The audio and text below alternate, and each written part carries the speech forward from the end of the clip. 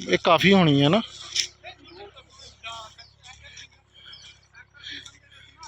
अभी ये पटे की फरमाइश के लिए हमने वो पैंद उतारी है, तो देखते हैं क्योंकि पटा लेके आना है नया।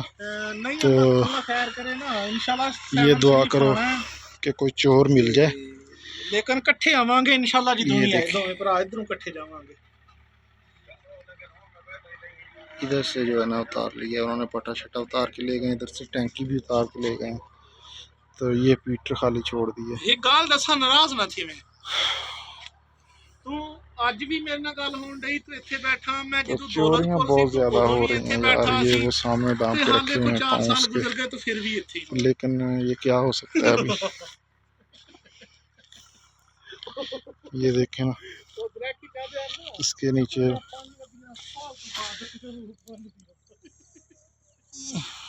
पाँव संभाल के रखा हुआ है उसका, पाँव पैर पैर पैर का निशान, पैर का निशान।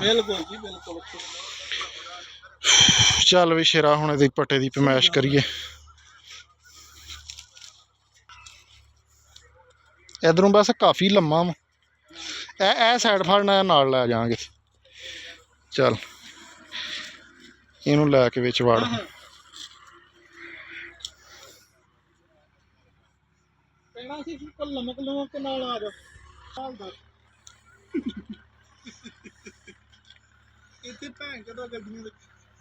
ਇੱਥੇ ਗੱਡੀਆਂ ਦੇ ਅੱਗੇ ਸੀਟਾਂ ਤੇ 5-5 ਲੋਕਾਂ ਨੇ ਬਾਲੇ ਹੁੰਦੇ ਅੱਲਾ ਦੇ ਬੰਦਿਆ।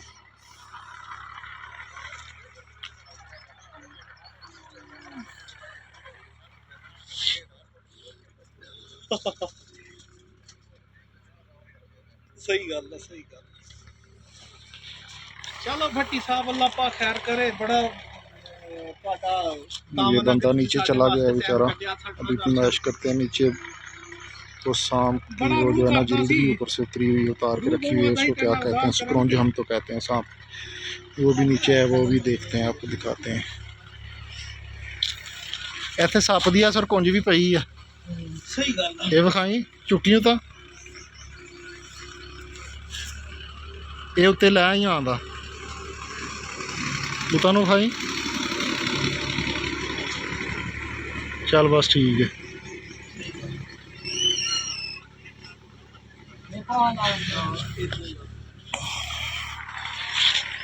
ये फरमाइश हो रही है।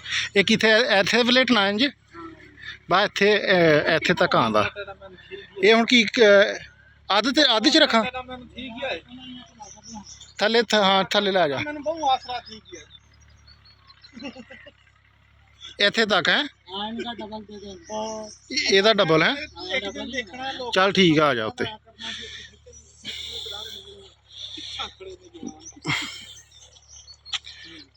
चल आ जा मेरा शेर। चलें जी, अब लेके आएंगे पटा शटा नया, फिर बाग को पानी शानी लगाएंगे।